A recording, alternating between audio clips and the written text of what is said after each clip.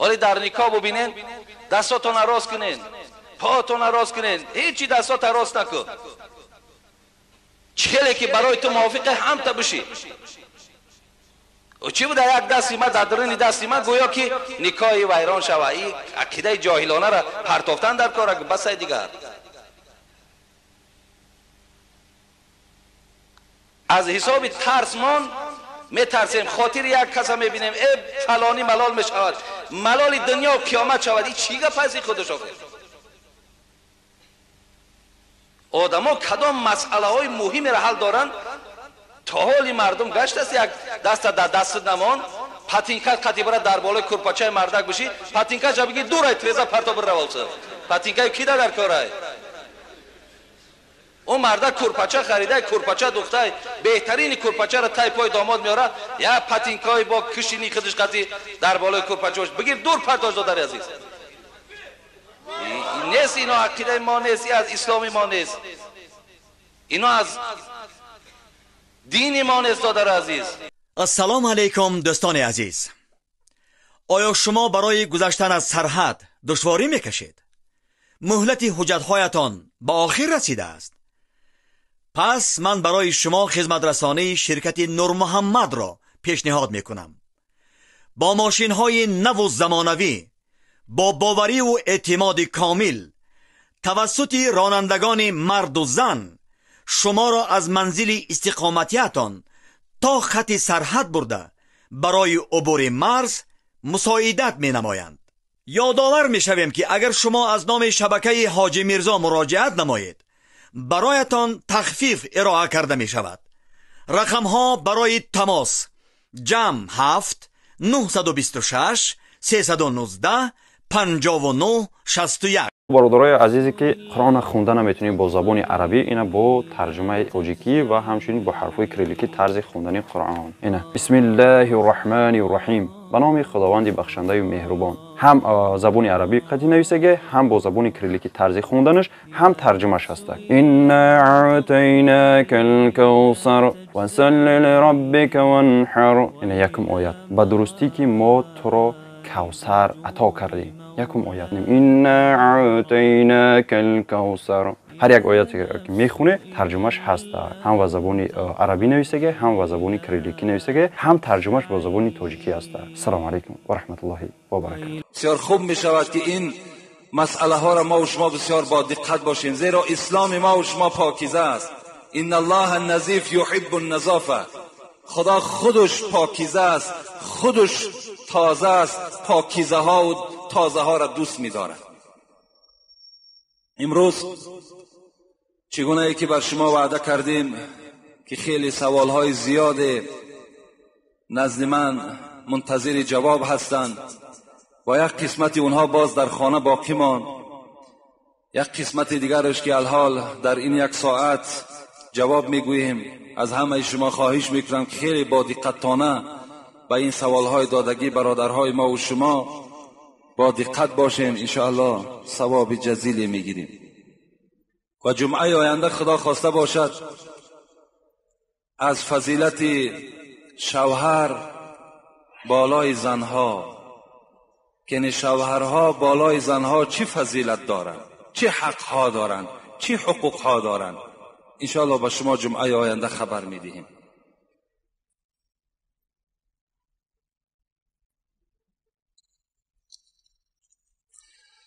داملای عزیز و داملای عزیز، اول و آخر از خدای واجب الوجود و بعدا از جمیع مسلمانان خواهانم که در حق فرزندان همه و در حق فرزندان من انشاءالله دعای خیر کنید.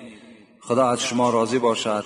فرزندان در غریبی خدمت و تحصیل کرده ایستاده اند، دریغ نداره، در حق من هم دعا کنید. شاد باش بنده نیک. یعنی ما دائم دعا میکنیم و باز دعا میکنیم که خدای مهربان اون فرزندهایی که از این دیار ما و شما بیرون از وطن ما و شما قرار دارند، چی برای تحصیل رفته باشند، چی برای به دست آوردن مال، برای بهبود کردن زندگی هشان، خدای مهربان سفرهاشون به خیر بگردانی. و با مرادهای حاصل شده خدای به خاندان پس بگردانی. آمین یا رب العالمین.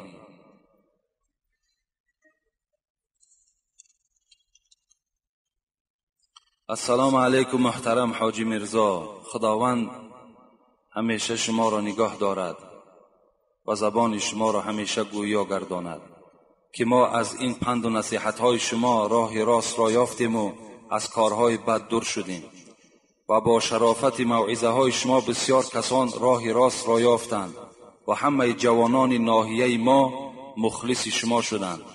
همیشه ثبت های کسیتوی شما را انتظارند و از شما خواهش التماس نمودند که همین شعر نویسنده را از زبان شکرین شما شنویم. التماس همین کسیت را ما بررسی میبریم و یک گروه مخلصان شما از ناحیه کلخازآباد از مسجد ملا عمر.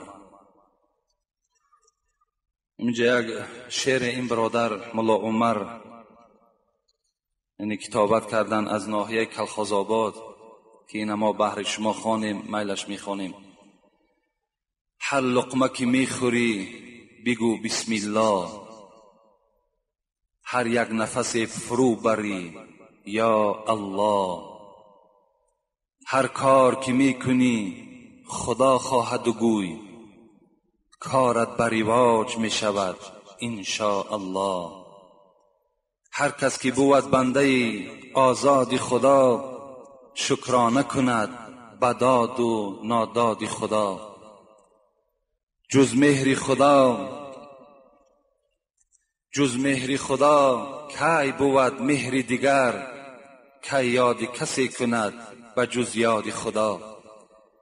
رفتن شاهان از پی در یوزدری، بشکست کلاه و قدح و کوزگری.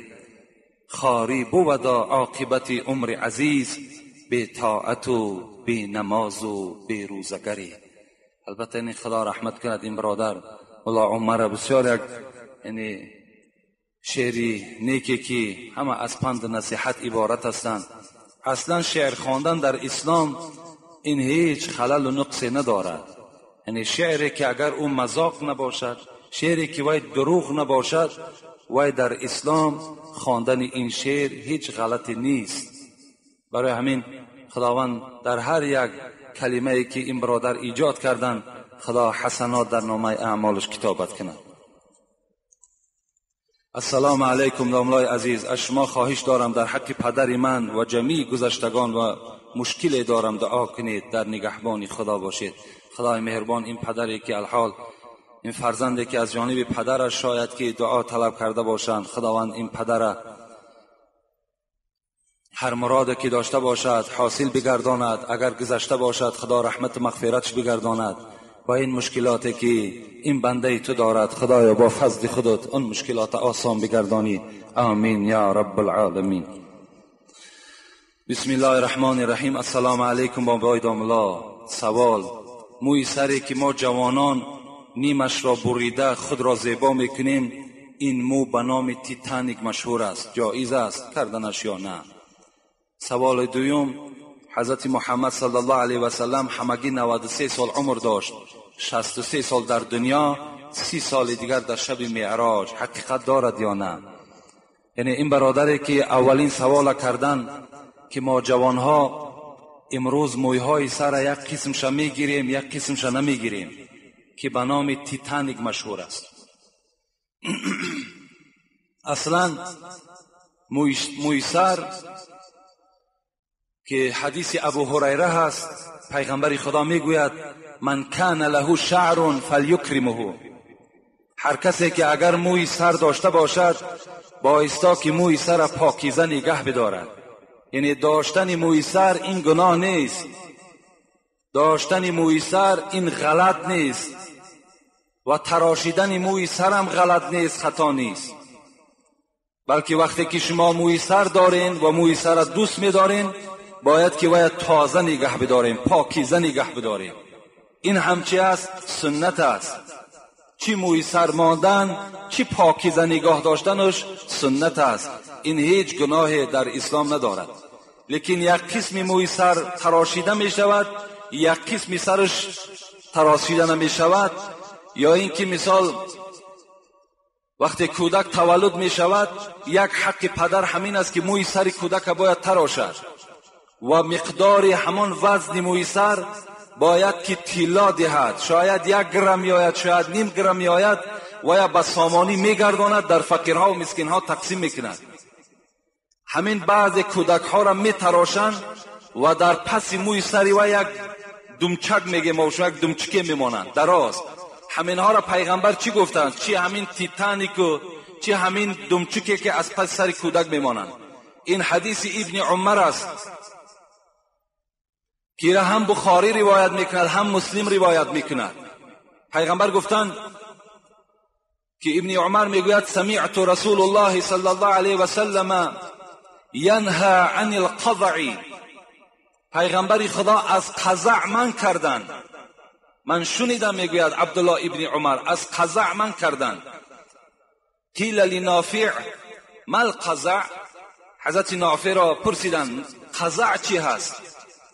یحلق بعض رأس الصبی و یترک البعض، پیغمبر گفتند بعض سرش را می تراشد و بعض سری او را باقی می ماند. این را قضع می گویند. پیغمبر از این قضع تمام امت خود من کردند. از این خاطر از همه جوانها همان طریق پس کردنی که این در دوره های شوروی بود که همه یک زیل پس می کردند، امروز ما و شما تقلید میکنیم. تقلید داریم به همون کافرهایی که امروز چی یک مصیبت کلان بالای مسلمان ها آوردگی هستند. همون اکتیارهای امریکایی که همین تیتانیک و باز دیگر نمودهایی که برآمده است اونها مثال در سری خود دارند. امروز مسلمان ها همونها را دیدند تقلید بر اونها کرده ایستادند. این گناه است، این گناهگار میشوید شما. کسی میخواهد پاکیزه تراشد و اگر نمیخواهی یک رنگ همشه یک زیل پس کن، این بهتر است از او یکی نیمی سر تراشیدگی و بالای سر در یک قسم هست. یا اینکه امروز همون یهودی ها را شما نگاه کنین، در بین یک شاخ میگذارند دو طرف میتراشند. همون آیسته آیسته امروز تیتانیکش آمد، فردا همون شاخش هم در بین ما و شما پیدا میشود و این شرمندگی است. ما نخواه که در کافر پیرو شویم، نخواه ما تقلیدی در یهودی کنیم. همون یگان یهودی لباس شما را و همین طرز عرف و عادت مسلمان قبول میکند و قبول نمیکند و این کار برای خودش پس میشمارد که لباس یک مسلمان بپوشد. امروز ما و شما تقلیدی با اونها میکنیم. این به نهایت گناهگار میشود. همان آدم سرتراشه که همینها را به این احوال میکند وی هم گناهگار است. خدا در قرآن میگه تعاونوا علی البر والتقوى ولا تعاونوا علی الاثم والعدوان. شما یک برادر مسلمان در کار ثواب یاردم کنین، در کار گناه یاردم نکنین.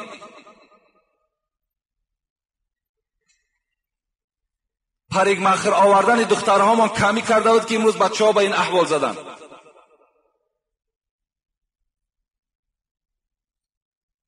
چی در تراشیدن موی سری بچه ها، چی در روز نکاحی که به یک بچه شما دختر میدهین دخترتانه که سرتراش ها را میارین ابروهاشون باریک میکنن، در چهره های روی های اونها چقدر کریم ها و چقدر کراسکه ها را میشکن، موی های سری اونها را پیشا و پسا را میبرن. اینها در پدر و مادر گناهگار هستند.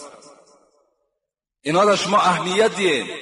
باور که بے پروایی نکنیم. به خدا قسم اگر همین بے ناموسی و همین بے پروایی ما و شما باشد، دخترهای ما و شما همین 5 سال پس از غربی ها میگذرانند.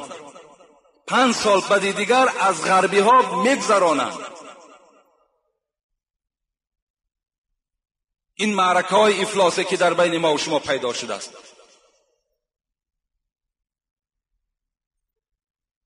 همه این در کلانترها البته گناهگار هستند. اگر پیش راه این کار نگیرن، بے پروایی کنن، غیرت اسلامیشان نشان ندهن، همش گناهگار میشویم. السلام علیکم داملای محترم. شیرین سخن از شما یک چیز را پرسیدنی هستم. آیا مایه گوساله را خوردن درست است یا نه؟ همین گوشت حلال ماندگی شما همیدون به هر یک آی قدر گوسفند خدا حلال کرده است، گاو حلال کرده است، مرغ حلال کرده است. این قدر نعمت حلال خدا ماندگی شما یک چیزهایی را سوال میکنید. امیر 3 بار شد میپرسد. آی قدر هوس داشته باشی رفته خوردن بگیر، حرام است.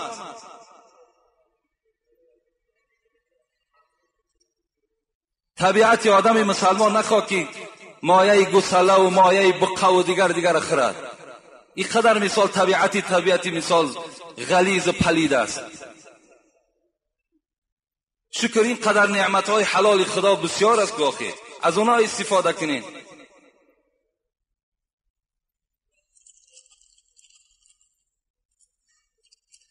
بسم الله الرحمن الرحیم. السلام علیکم داملای عزیز. من از نام خودم عمر و شیرعلی استقامت کننده قشلاق مهنت آباد خواجگی سفرف ناحیه فرخار، من مخلص اشدی شما هستم.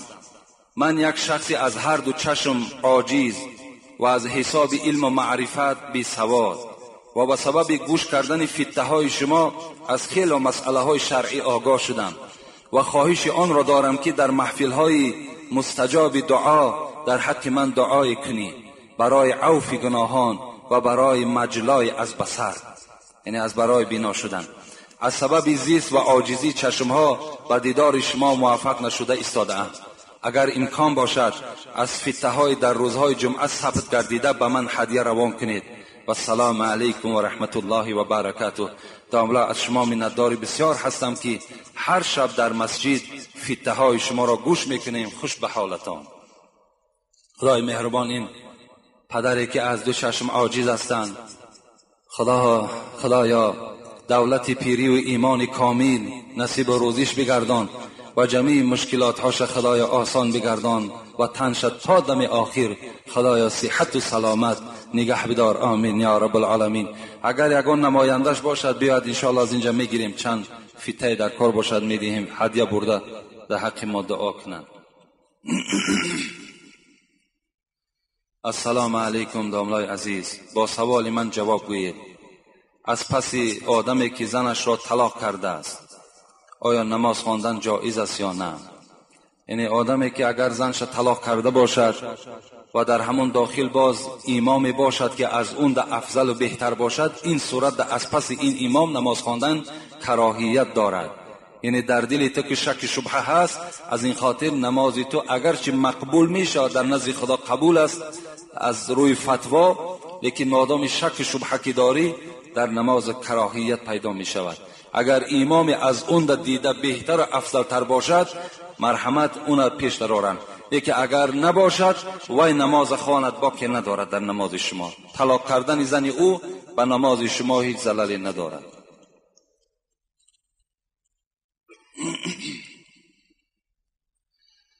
درود و رحمت خدا بر شما باد. من یک خواهش دارم و از شما مصلحت گرفتنی هستم. من در ماه ایول خانه‌دار می شوم و می خواهم که خداوند فرزند بر من دهد که او با شرم و با حیا و خدا ترس باشد. آیا این یگان راه دارد؟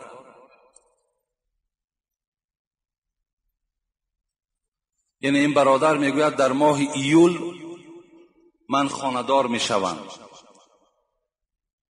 و از جانب خداوند فقط خواهان آن هستم که یک فرزندی با حیا و فرزندی خدا ترس برای من نصیب گرداند.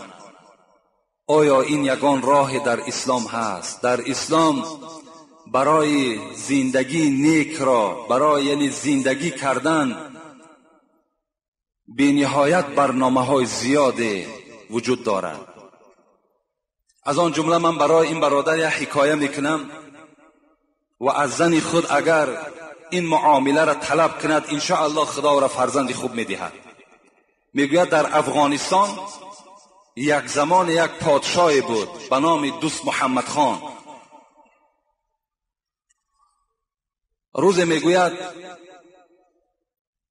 نوکرای او، خدمتگارهای او به او خبر آوردند که امیر دوست محمد خان بالای بیرون از شهر یک لشکر جمع شده است و میخواهند که با افغانستان هجوم کنند و این ملک ما و شما را تار و مار کنند. چگونه که امروز بیچاره مردم مستضعف افغان در زیر ظلم این یهود گرفتار است. باید همه شما وظیفه‌دار هستین که دعا کنین که خدای مهربان این یهود از بالای قوم مسلمان دور بگرداند. اونها هیچ وقت برای نیکبختی این مردم آمدگی نیستند. اونها برای افلاس، برای پلید کردن جامعه اسلامی آمدگی هستند. میگوید یک لشکر بیرون همان افغانستان قرار دارد، میخواهد که ملک تو را، سلطنت تو را همش برهم دهد. این دوست محمد خان غمگین شدند و یک فرزند داشتند. این فرزند را در حال وزیر مدافعه اعلان کرد، یعنی سردار لشکرهایی که در همون ملک خود داشت اعلانش کرد.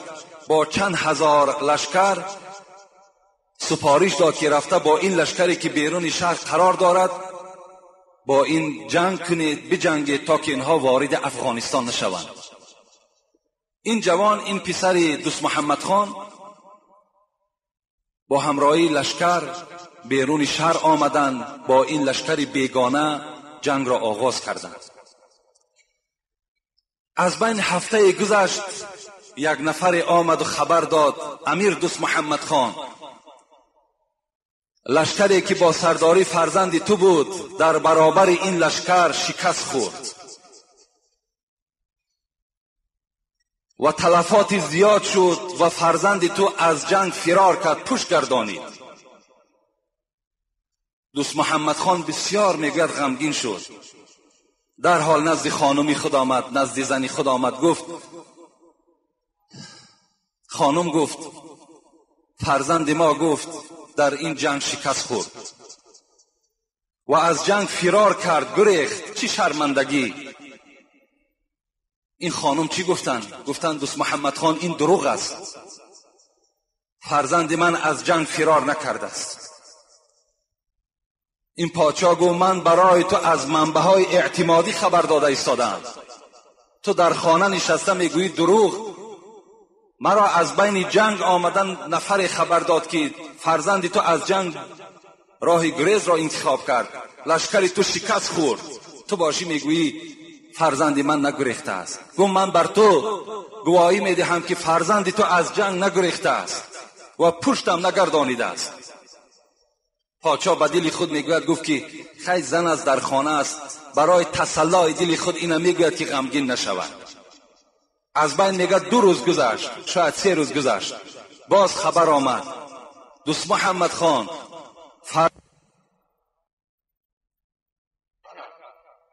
و آن لشکر بیگانه را شکست داد.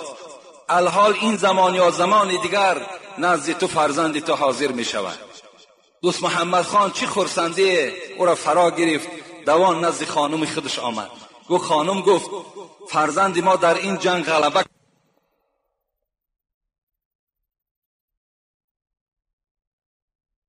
و آن لشکر بیگانه را شکست داد. الحال این زمان یا زمان دیگر نزد تو فرزند تو حاضر می شود. دوست محمد خان چی خرسندی او را فرا گرفت، دوان نزد خانم خودش آمد. گفت خانم گفت فرزند ما در این جنگ غلبه کرد، لشکر بیگانه را شکست داد. الحال منتظر وی هستیم، این زمان یا زمان دیگر در کاخ من، در قصر من داخل می شود. این زن خرسند شدند، مادرشان بودند و گفت من لیکن از یک سیر برای من آگاه کن. وقتی من بر تو خبر دادم که فرزند ما از جنگ گریخت، پشت گردانید، تو گفتی نه وی گریختگی نیست، وی فرار کردگی نیست. آیا این یگان حکمت دارد؟ این زن یا برای تو گفت یگان الهام آمده است، یگان خواب دیدی؟ گفت نه، گفت الهام برای اولیاها هست، من زن پادشاه هستم، از کجا بر من الهام می آید؟ زاره کرد، تولا کرد که برای من آشکار کن، تا از کجا درک یافته که فرزند ما از جنگ نگریخته است؟ میگوید این خانم اول خودداری کرد، نگفت و بعدا گفت مادام اینقدر تولا و زاره داری من برای تو خبر میدهم. وقتی این فرزند در شکم من پیدا شد، من نزد خداوند عهد و پیمان کردم که پروردگارا 9 ماه من از خوراک حرام پشت میگردانم. من لقمه حرام نمیخورم، حتی لقمه مشکوکم نمیخورم. لقمه که ندانم که حلال است یا حرام، از وی هم اعتراض کردم، از وی هم پشت گردانیدم.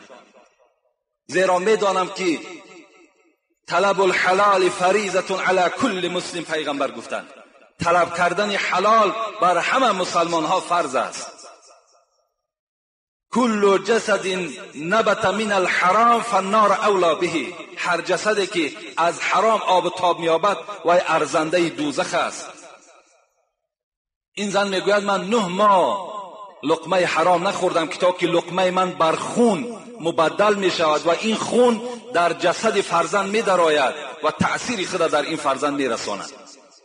البته اگر مادری که لقمه حرام خورد وای لقمه به خون مبدل می شود، در جسد فرزند داخل می شود و لقمه حرام در جسد آدم مسلمان وقتی که داخل شد وای چیکار میکنه؟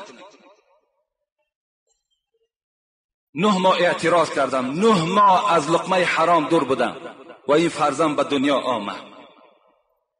و این شوهر گفت میدانی که پشت گردانیدن در جنگ این بی نهایت امر قبیح هست، این بدبختی هست.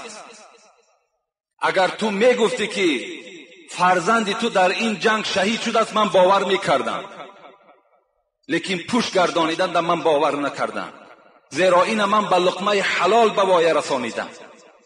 این فرزند از لقمه حلال وقتی که به دنیا آمده است و به لقمه حلال وقتی پرورش کردم، این شجاعت و دلیری همه در وجود این فرزند تسلیم شدگی بود.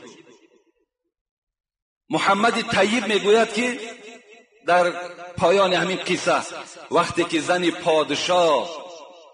پادشاه وقتی که پرهیزکار شده توانیست، متقی شده توانیست، پس زن آدم عادی چگونه پرهیز کردن نمیتواند؟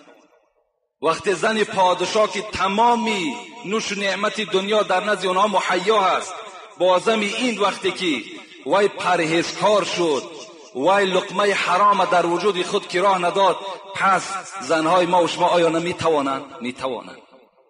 این برادری که از ما درخواست کردن اگر برای فرزند با حیا و خدا ترس اگر تو مقصد داشته باشی، یگانه میتوانی که لقمه حرام بر خانت حاضر نکن و زنی خودم تعلیم ده که از هر لقمه های حرام استفاده نکند، انشاءالله فرزند سالم و صالح در خانه تو پیدا می شود.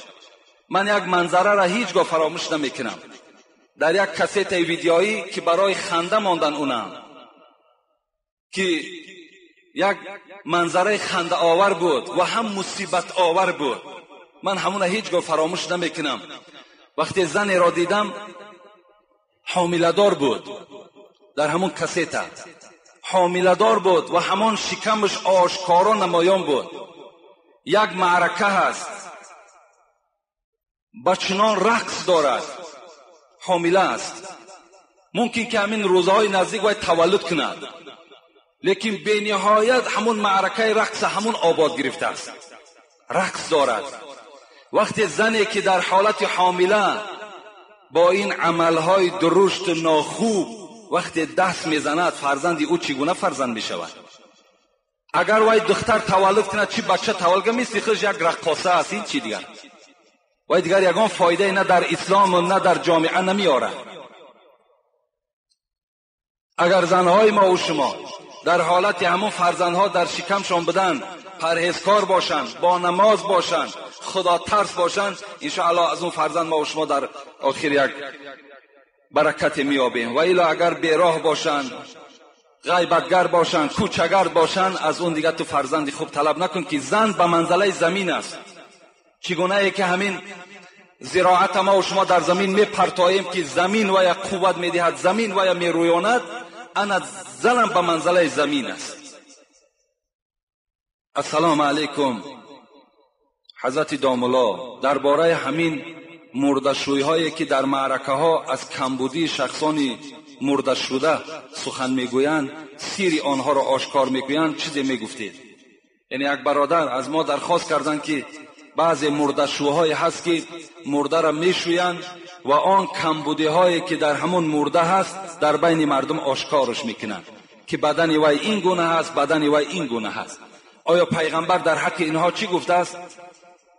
پیغمبر میگوید من غسل میتا فکتم علیه غفر الله له 40 مرة. این حدیث حاکم است. پیغمبر خدا گفتند کدام شخصی که یک برادری مؤمنش را، مسلمانش را میشود، تازه میکند و آن کمبودی هایی که در بدن او میبیند و او را میپوشاند، خداوند 40 بار گشته و برگشته این مرد شوینده را، این غسال مغفرت گناه میکند اگر سیر این برادرش پوشانده بگرداند. در دیگر حدیث میگوید که و من ستر مسلما ستره الله یوم القیامه. این حدیث متفق علیه است. کسی که عیب یک برادر، کمبودی یک برادرش ستر میکند، خداوند کمبودی های این مرد در روز قیامت میپوشاند، در بین محشرگاه شرمندش نمیکند. هست در اصل مردشوی های هستند که در بین مردم تمام کمبودی هایی که اون برادر دارد وی را خبر میدهند. اولا برادرای عزیز، ما و شما باید دائم تیار باشیم. چگونه پیغمبر میگوید استعید للموت قبل نزول الموت. پیش از آنی که مرگ بالای شما میآید شما دائم آماده مرگ باشین. یعنی دائم کاری کنید که در بدنهای شما هیچ کمبودی نباشد، تا که بعضی از این برادرای ما و شما سیری ما و شما را آشکار نکنند و ما و شما را در هم عالم ارواح هم چیکار نکنند، دقت ندهند، غم ندهند. مکن غیبت اگر عقلت تمام است. سعدی میگوید این غیبت است. مکن غیبت اگر عقلت تمام است که گفتار تو در غیبت حرام است. اگر عیبی تو گردد بر تو ظاهر، به عیبی کس کجا پرداز آخر. همون آدمی که سیر یک برادر آشکار میکند، چی از مردشوش باشد، چی از معامله های زندگی ما باشد، چی در همسایه داری ما باشد، همون کسانی که وقتی سیر یک برادر آشکار میکنند خودشان به عیب هستند. وقتی اونها را سعدی میگوید خودت نظر کن، تو سر به سر تو عیب داری، نقص داری، کمبودی داری، پس عیب یک برادر تا کجا میکاوی؟ کجا یک برادر تا تو شرمنده میکنی؟ حتی در بالای گناه برادر دیدی وی هم بنده است، وی بی کمبودی و بی گناه نمیشود، وی آشکار در بین مردم نگو.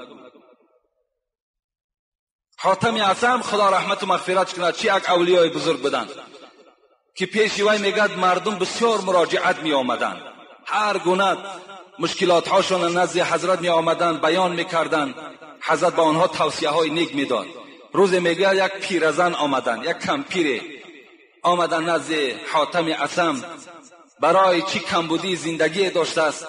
حضرت وقتی میگوید که نزد حاتم اعصم در آمدن، اعصم گفته عرب ها کر میگویند، این لقب حاتم اعصم امین کری از کجا پیدا شد؟ میگوید وقتی که امین کمپیر که نزد حضرت حاتم در آمدن، وقتی خواستن که میشینن که همین کمپیر بیچاره را بادش میگه بلند برآمد. حاتم میگوید اینو شنید و در حال گویا که نشنیده باشد. این پیرزن بی نهایت خجالت شد. دیگر قدرت نمیکرد که آن مشکلاتی که دارد نزد حاتم بیانش کند. بی نهایت یک مقدار نشستن، حاتم هم خواب بود، کمپیرم خواب بود. بعد این کمپیر گشته گفتن ای حاتم، گفتن من یک مشکلات دارم نزد شما آمدم. حاتم بینین، آدم مسلمان بینین، برای آنه که همین کمپیر خجالت نشود، سیری وی پوشیده بماند، به سوی همین کمپیر گفت، مادر گفت بلند گپ زن که من کر هستم. بلند گپ زن، این گفت من کر هستم. میگوید این پیرزن باز بلند گفتند، باز حاتم گشته گفتند، مادر گفتند بخشش زیاد، من بی نهایت کر هستم، بلندتر گپ زنید. این کمپیر میگه در دل خود شاد شد که این عمل مرا این حاتم نشنید و خجالتش از بدنش گم شد. میگه همین حاتم بعد این کمپیر رو از خانه جواب دادن، این کمپیر 15 سال دیگر حیات دید. 15 سال حضرت حاتم در بیرون کوچه حتی که کر میگشت و تمام مردم و یک کر میگفتند. وقتی این کمپیر از دنیا گذشت، باز حضرت حاتم میگه اصل اوله خود باز همون به مردم معامله کردند و همان گوش شنوای خود باز در بین مردم آشکار کردند. این از حق برادری. شر نیست که هیچ آدم به کمبودی نیست. یگانه به نقص و به کمبودی همون ذات پاک است. همه شما گناهکار هستید. باور کنین اولادهاتون اگر ورق زنند چه کمبودی ها در اولادهای شما هست. شر نیست. شر نیست دختری فلانی این تکرد، زنی فلانی این تکرد، بچه فلانی این تکرد. اینا عیب هستن، شرمنده میشین. این زبان خدا برای این نداده است که عیب یک برادر را آشکار کنی، عیب یک برادر را تو بجویی. این زبان برای این نآمده است. بی نهایت شرمندگی هست. السلام علیکم داملای محترم. سوال من این است: بعضی از کسان در نماز با جامه و ریششان و انگشتانشان بازی میکنند. این چه حکم دارد؟ در اصل نماز این ستون دین است. نماز عبادت هست که مسلمان را از کافر جدا میکند. یگانه عبادت هست که بنده با خدای خود راز میگوید. باید که در حالت نماز ما و شما هیچ حرکت ها نداشته باشیم، به هیچ طرف نگاه نکنیم، نه به انگوشمان، نه به ریشمان، نه به جاممان باید که بازی نکنیم. دست های ما و شما زیر ناف بسته، چشم های ما و شما فقط به سجدگاه باید نظر کند، نه به هر جانب دیگر. این نماز است. پیغمبر میگوید ان تعبد الله کانک تراه فان لم تکن تراه فانه یراک. شما خدا را چنان عبادت کنید که گویا که خداوند نزد شماست و شما را نظارت دارد. این چنین خدا را عبادت کنید. تصور کن که خداوند نزد تو و تو را نگاه دارد. انا همین خیل عبادت کن. میگوید روز پیغمبری خدا نگاه کردن که یک توده مردم با ریشهای خود بازی میکردند. چی گفتند؟ گفتند لو خشع قلب هذا لخشع جوارحه. اگر دل همین بنده ترسننده به سوی خدا میشد، هر آینه این به بدن خود بازی نمیکرد. باید تمام اعضاهای ما از خدا بترسد در حالتی که ما در نماز راست میستیم. حاتم اعصم، باز میخواهم یک قصهش یادم آمد. همین حاتم اعصم وقتی میپرسن که تو وقتی در نماز میخواهی که نماز خوانی چگونه نماز میخواندی؟ میگو وقتی نماز میشد من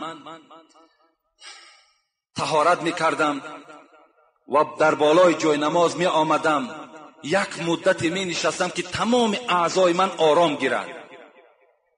وقتی اعضای من آرام می گرفت راست می شدم و تصور می کردم که قبله در پیش من است و خود را تصور می کردم که در بالای پول صراط ایستادگی هستم و چنان تصور می کردم که در طرف راست من جنت است و در طرف چپ من دوزخ است و چنان تصور می کردم که حضرت عزرائیل در پس پشت من ایستادگی است و گمان می کردم که همین نمازی که الحال من می خوانم آخران نماز من هست. شاید که من به نماز عصر نرسم، شاید من به نماز شام نرسم. این تصور نگاه در خیال من می گذشت. و دیگر چیزی که مرا می ترسانید این بود که آیا این نماز من نزد خدا قبول شد یا نشد. حاتم اعصم می گفتن این گونه من نماز می خواندم.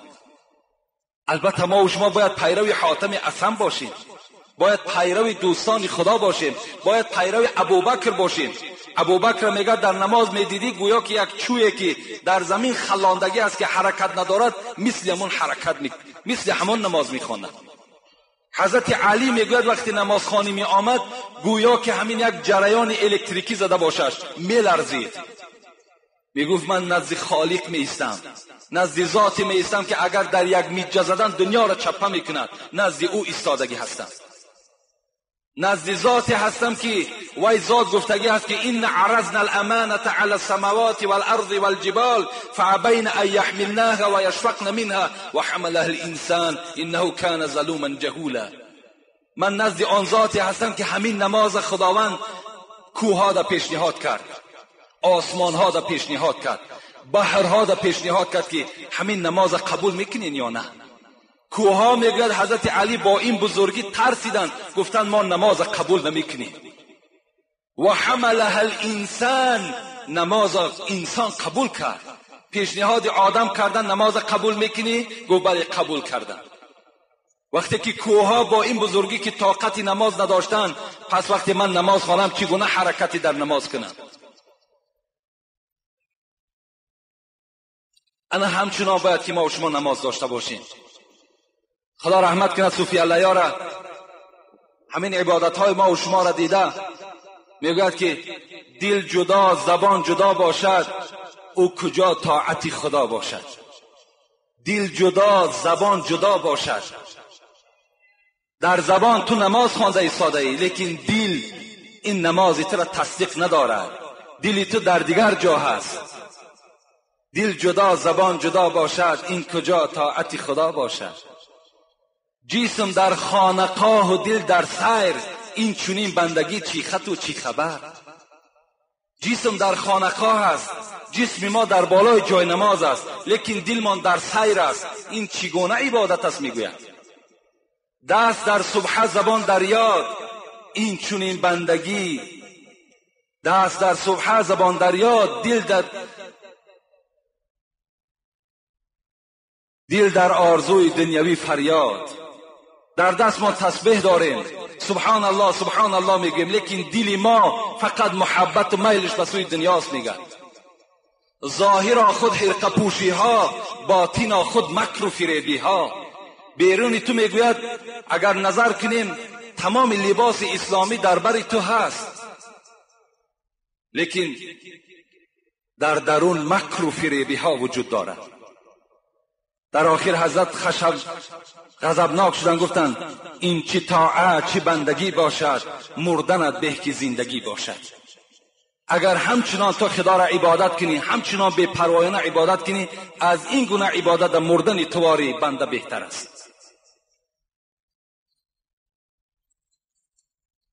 السلام علیکم اکی داملا. در قبرستان ها بالای قبرها عمارت ها شده ایستاده است. آیا این درست است یا نه؟ در اصل امروز باز چه یک بدعت، چه یک بدبختی بالای ما و شما آمده است که بالای قبرها را چی بناهای زیبایی می سازیم، حالان که رسول اکرم نهی فرمودند ان یقعد علی القبر و یقصص ان یبنى علیه. پیغمبر خدا میگوید که من نهی میکنم، شما را باز میدارم این که در بالای قبر ننشینید. یعنی وقتی شما قبرستان رفتین بالای قبر یک برادر ننشینید. و دوم این که در بالاهای قبر شما عمارت بنا نکنید. در حدیث دیگر میگوید پیغمبر نه عن ان یکتب علی القبر شیء، شما را من میکنم که در بالای قبر چیزی ننویسانید، مکتوب نکنید. اینها نهی از پیغمبر ما و شماست. قبرهای ما و شما باید عادی باشند. بالای قبرها به نهایت خوب می شود که شما یک درخت شینانید و یا آب دهید تا وقتی که وی سبز است. وی در حق مرده های شما اگر بعضی بچه های داشته باشند که تبارک خان نباشند، یاسین خان نباشند، از همین خیل فرزند همون درخت بهتر است که در حق هم پدر مادر وی تسبیح میگوید. این عمارت ها را بالای قبرها نکنید. بعضی ها باور کن رختی در قبرستان جای عبرت است و جای شهر نیست. باید انسان عبرت گیرد که امروز برادری من آمد، فردا من اینجا چکار میکنم، مکان میگیرم.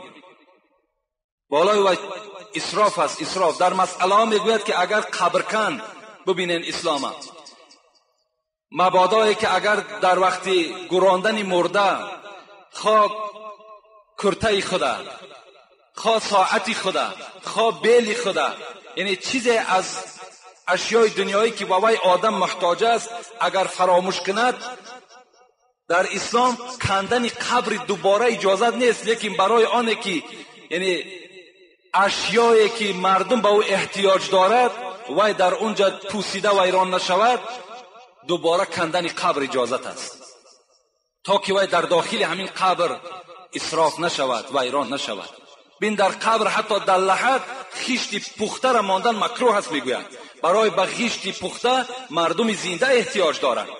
یا تخته نگذارید میگد، فقط همان توده خاک لایه که هست با همونها شما دهان لحد محکم کنید تا که همون اشیای مالی که ما با او احتیاج داریم در داخل قبر اونها اسراف نشوند، نابود نشوند. به نهایت خوب می شود همون پولی که شما در بالای قبر صرف میکنید فقیرها و مسکینها را دین در حق پدر مادرتون دعا کنند. صوفی حضرت مولوی جنونی میگوید اگر گورت همه نقش و نگار است، اگر در بالای گور قصر کنی، گنبدها بریمانی، فانتنها کنی، اگر گورت همه نقش و نگار است، چی سود پور در لحد گر اژدها است؟ چی فایده دارد وقتی داخل قبر اژدها داشته باشد؟ بیرون قبر فسان نکنین، بزیب نکنین، داخل قبر زیبا کنین. کاری کنین که در دنیا شما عملهای بهتری نکنین، این نقش نگار داخله افضل تر است. حضرت میگوید مشو در مذهب ظاهر پرستان، با باطن کوش بشنو پند مستان. ظاهر پرست نشو، فقط باطن میگه پاکیزه کن، داخل زیبا کن.